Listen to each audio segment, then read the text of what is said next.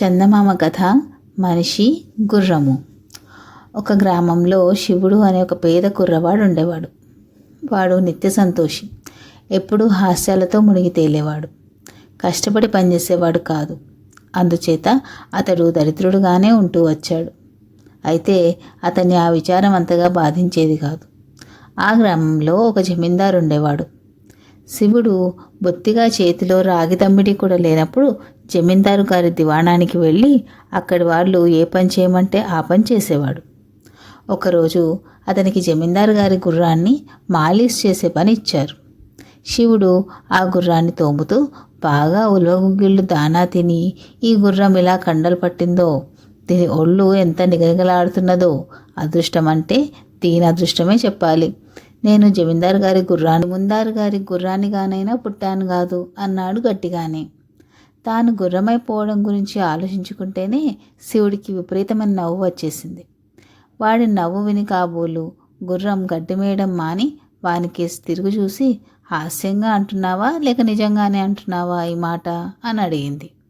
గుర్రం మాట్లాడడం వినేసరికి శివుడు బిత్తరపోయి నవ్వడం మానేసి దానికేసి వింతగా చూడసాగాడు.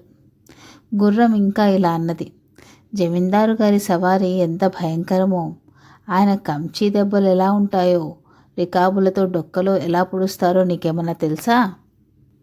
తెలుసుకోవాలంటే నా చెవులు రెండూ పట్టుకొని నువ్వు నేనైపోవాలని కోరుకో. శివుడు వెంటనే గుర్రం ముందుకు వెళ్ళి దాని చెవులు రెండూ పట్టుకొని నేను జమీందారు గారి గుర్రం అయిపోవాలి అన్నాడు. మరుక్షణమే తాను గుర్రమైపోయినట్టు శివుడు తెలుసుకున్నాడు. గుర్రం స్థానంలో ఒక బైరాగివాడు నిలబడ్డాడు. ఏ బైరాగి, అలా చూస్తూ నించున్నావేం, వెళ్ళి నాకు ఉల్వగుగ్గీలు పట్టుకొనిరా అన్నాడు శివుడు. కానీ బైరాగివాడు గుర్రం మాట వినిపించుకోక గబగబా బయటికి జారుకున్నాడు. తాను చేసినది పెద్ద పొరపాటని శివుడికి అప్పుడు తెలిసి వచ్చింది. ఆ గుర్రం అవతారం నుంచి బయటపడే మార్గం ఏమిటో వాడికి తెలియలేదు. అవకాశం దొరికిన క్షణమే ఇంటికి పారిపోవాలని నిశ్చయించుకున్నాడు.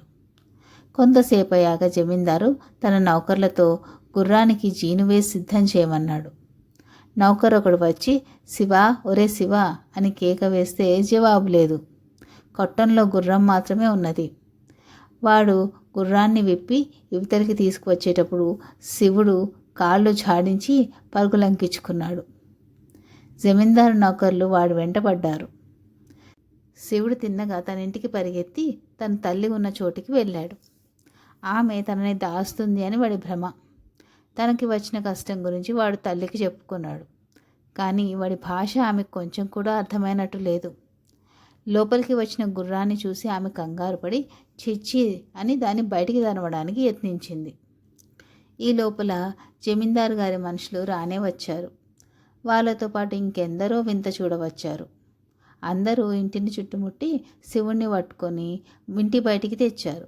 కానీ శివుడు వాళ్ళకి స్వాధీనం కావడానికి ఒప్పుకోక మొరాయించాడు. వెనక కాళ్ళ మీద లేచాడు, నేల మీద పడి పొర్లగింతలు పెట్టాడు. చివరికి అకస్మాత్తుగా లేచి మళ్ళీ తన ఇంట్లోకి వెళ్ళాడు. వాడి తల్లి భయంతో అరుస్తూ బయటికి పరిగెత్తింది.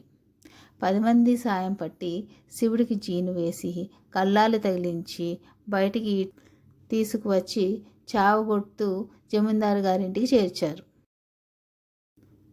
చాలాసేపటి క్రితమే ప్రయాణానికి సిద్ధమై ఉన్న జమీందారు తన గుర్రం మీదెక్కి కూర్చున్నాడు.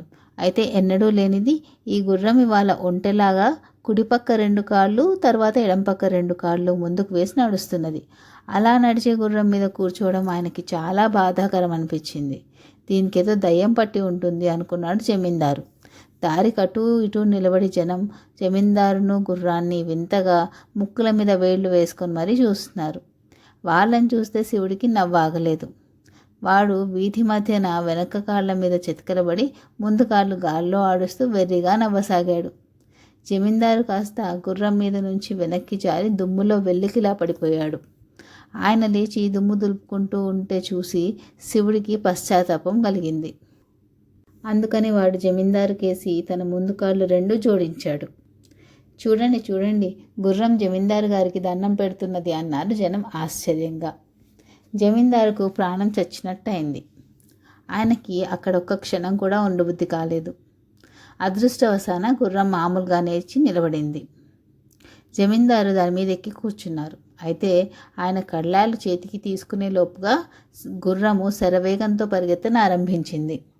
అందుచేత జమీందారు ముందుకు పడిపోయి గుర్రం మెడ వాటేసుకొని కింద పడకుండా చూసుకోవాల్సి వచ్చింది. శివుడు అలా వేగంగా చాలాసేపు పరిగెత్తి అలసిపోయాడు. వాడు ఒక గ్రామం చేరవచ్చి వేగం తగ్గించాడు. గ్రామస్తులు గుర్రాన్ని రౌతును చూసి రౌతు స్థితికి జాలిపడి సహాయం చేయడానికి వచ్చారు. దుమ్ము కొట్టుకొని తల వంచుకొని గుర్రం మెడను కౌగిలించుకొని ఉన్న జమీందారును లోగడ ఆయన చూసి ఉన్న వాళ్ళు కూడా గుర్తుపట్టలేదు. జమీందారు గుర్రం మీద నుంచి దిగాలన్న తొందరలో అందిన వాడిని పట్టుకొని తన బరువంతా వాడి మీద వేసి దిగబోయాడు. అయితే ఆ జమీందారు చేతికి చిక్కినది ఒక మనిషి చెవి. ఆ మనిషి ఆ గ్రామానికి పెద్ద. ఆయన కోపం వచ్చి జమీందారును పట్టుకొని ఒక్క గుంజు గుంజి కింద పడేసి కాలుతో ఒక్క తన్ను తన్నాడు. ఇదంతా చూసిన శివుడికి పట్టరాని ఆగ్రహం వచ్చి గ్రామ పెద్ద జుట్టుని బలమైన తన పళ్ళతో పట్టి పీకాడు. అప్పటికీ వాడి కసి తీరలేదు. భయంకరంగా నోరు తెరిచి అందిన వాడినల్లా కరిచాడు. గ్రామస్తులు పారిపోయి గుర్రాన్ని శిక్షించడానికి బరిసెలు, ఈటలు, రోకళ్ళు, దుడ్డు కర్రలు తీసుకొని తిరిగి వచ్చారు. శివుడికి కంపరం పట్టుకున్నది. వాడు వెనక్కి తిరిగి కాలి సద్దు కొద్దీ పరిగెత్తుకుంటూ తన ఊరు చేరి జమీందారు గారి దివాణంలోని కొట్టంలో దూరి దాక్కున్నాడు. జమీందారు గారు ఎక్కడో దిగబడి ఉంటాడనుకొని ఆయన నౌకర్లు గుర్రాన్ని చక్కగా మాలిష్ చేసి జొన్న రొట్టె ఉలవలు పెట్టారు. వాటిని మెక్కుతూ శివుడు ఎంత బుద్ధిమాలిన పని చేశాను, నేను మళ్ళీ మామూలు మనిషిని కావటం ఎలా అనుకున్నాడు.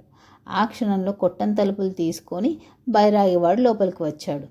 వచ్చి ఏం శివుడు గుర్రం బతుకు బాగుందా అని అడిగాడు. దివ్యంగా ఉన్నది. ఒక్కటే నా భయం, ఇంత బలమైన ఆహారం తింటున్నానే, ఇదంతా బాగా జీర్ణించుకోగలనా అని అన్నాడు.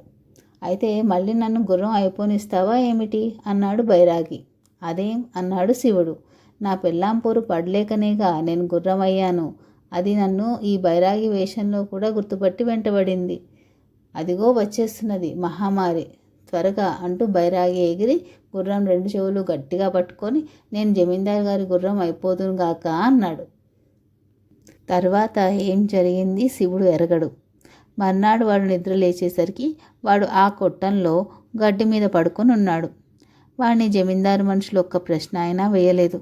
ఇదంతా నిజంగా జరగలేదని హాస్యాల మారి శివుడు కలగన్నాడని కొందరంటారు. అదే నిజమేమో. కథ సమాప్తం.